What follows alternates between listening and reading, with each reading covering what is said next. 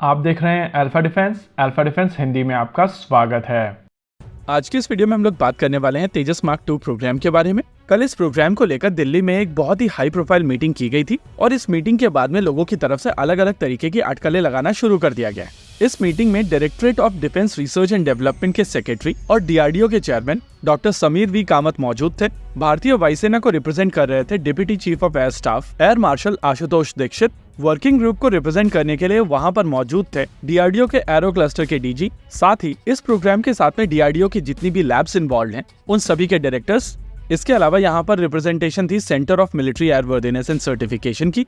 Practically इस programme के साथ में जितनी भी पार्टीज इन्वॉल्व हैं उन सभी पार्टीज की यहाँ पर रिप्रेजेंटेशन थी और इनके प्रेजेंस में यहाँ पर ये मीटिंग की गई है। नॉर्मली हर एक प्रोजेक्ट के साथ में इस तरीके की मीटिंग्स होती हैं, लेकिन ये मीटिंग थोड़ी ज्यादा हाई प्रोफाइल थी। आमतौर पर इस तरीके की मीटिंग जब भी होती है तो प्रोजेक्ट टीम की तरफ से एक प्रेजेंटेशन दी जाती है और यहाँ पर प्रोजेक्ट के डिटेल स्टेटस के ऊपर बात की जाती है। बेसिकली यूजर्स को बताया जाता है कि प्रोजेक्ट टीम ने किस तरीके की प्रोग्रेस की है, आने वाले समय में वो क्या काम करना चाहते हैं, अगर कोई रिस्क है तो वो रिस्क क्या है और उसको मिटिगेट करने का प्लान क्या है। आमतौर पर इस तरीके की मीटिंग्स में हर तरीके की रिप्रेजेंटेशन होती है, लेकिन कल की मीटिंग थोड़ी डिफरेंट थी। इस मीटिंग में काफी ज्यादा हाई प्रोफाइल रिप्रेजेंटेशन थी और इस तरीके की हाई प्रोफाइल मीटिंग के पीछे 3 बड़े कारण हो सकते हैं। आइए एक एक करके इन तीनों कारणों के बारे में बात करते हैं। पहला कारण हो सकता है कि इस प्रोग्राम के लिए बनाए जाने वाले पहले प्रोटोटाइप का कंप्लीशन करीब हो और प्रोजेक्ट टीम की तरफ से कोशिश की जा रही हो कि यहाँ पर जितने भी लोग आने वाले समय में इन्वॉल्व होंगे उनको हेड्स अप दिया जाए ताकि हर तरीके की तैयारी की जा सके। हालांकि इसके चांसेस कम हैं क्योंकि ऑलरेडी इंजन को लेकर रिस्क को फ्लैग किया गया था और इसी वजह से इसके पहले प्रोटोटाइप को फर्दर डिले किया गया था। आइडिया था कि यूएस और भारत के बीच में जब तक इंजन को लेकर क्लैरिटी नहीं मिल जाती है तब तक भारतीय वायुसेना इस एयरक्राफ्ट के इंजन को लेकर कमिट नहीं करेगी। लेकिन इवेंचुअली जब प्राइम मिनिस्टर मोदी यूएस गए थे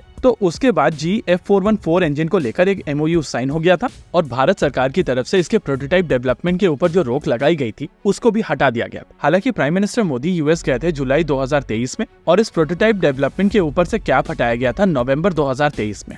यानी कि फुल स्विंग में दोबारा से प्रोटोटाइप डेवलपमेंट के शुरू होने के बाद में 1 साल पूरा नहीं हुआ है और टिपिकली एक प्रोटोटाइप को डेवलप करने में आपको 18 महीने तक का समय लगता है। यानी कि अगले साल लगभग इसी समय तक प्रोटोटाइप रोल आउट होना चाहिए। लेकिन जो लोग इस प्रोग्राम को काफी पहले से मॉनिटर कर रहे हैं उनको याद होगा कि इस प्रोटोटाइप के ऊपर भारत सरकार की तरफ से जो कैप लगाई गई थी उससे पहले ही इसके frontal fuselage, rear fuselage, mid fuselage, wings और टेल सेक्शन बनकर तैयार थे और जो काम बाकी था वहां पर इनके अंदर LRUs डालकर उनको कनेक्ट करना था और फिर पूरा का पूरा सिस्टम इंटीग्रेट करना था जिसको कपलिंग कहते हैं। यानी कि चांसेस कम है लेकिन फिर भी एक आउटसाइड चांस है कि इसका प्रोटोटाइप हम लोगों को जल्दी देखने मिल जाए। वहीं अगर दूसरी पॉसिबिलिटी की बात की जाए तो चांसेस है कि इस प्रोग्राम को फास्ट ट्रैक करने के लिए सभी स्टेक होल्डर्स साथ आए हों और एक हाई लेवल पर मीटिंग करके इस प्रोग्राम को फास्ट ट्रैक करने की कोशिश की गई। तीसरी पॉसिबिलिटी है भारतीय वायुसेना को दी जाने वाली अश्योरेंस को लेकर। तेजस मार्क 1 की डिलीवरी के साथ में दिक्कत हुई है और इस डिलीवरी डिले के चलते भारतीय वायुसेना के ऊपर एक बड़ा प्रेशर आया है। यह हाई प्रोफाइल मीटिंग भारतीय वायुसेना की तरफ से भी बुलाई जा सकती है और सभी स्टेक होल्डर्स के प्रेजेंस में एक रियलिस्टिक टाइमलाइन समझने की कोशिश की जा सकती है। नेवरदलेस इस प्रोग्राम को लेकर मैं पहले भी ये चीज कह चुका हूँ कि इस प्रोग्राम में बहुत सारे वेरिएबल्स हैं और कई सारी डिपेंडेंसीज भी हैं। इन सभी वेरिएबल्स और डिपेंडेंसीज के चलते यहाँ पर किसी भी तरीके की एक कॉन्क्रीट टाइमलाइन नहीं दी जा सकती है और अगर चीजें वैसे ही होती हैं जैसे प्लान की गई हैं तो अगले साल लगभग इसी समय तक हम लोगों को अपना पहला प्रोटोटाइप देखने मिल जाएगा। लेकिन स्टार कंडीशन अप्लाइड, यहाँ पर बहुत सारे वेरिएबल्स हैं और यहाँ पर बहुत सारी डिपेंडेंसीज हैं। ये सारे वेरिएबल्स सही समय पर सही तरीके से मिटिगेट होने चाहिए और किसी भी डिपेंडेंसी के चलते ये प्रोग्राम स्टक नहीं होना चाहिए। होप इस मीटिंग को लेकर जो अलग अलग लोगों की तरफ से नैरेटिव बनाए जा रहे हैं उसको लेकर अब आप इस वीडियो के चलते बेहतर रिएक्ट कर पाएंगे। इसी के साथ आज के इस वीडियो में रखते हैं केवल इतना ही। वीडियो को अंत तक देखने के लिए धन्यवाद। देखते रहिए अल्फा डिफेंस। जय हिंद।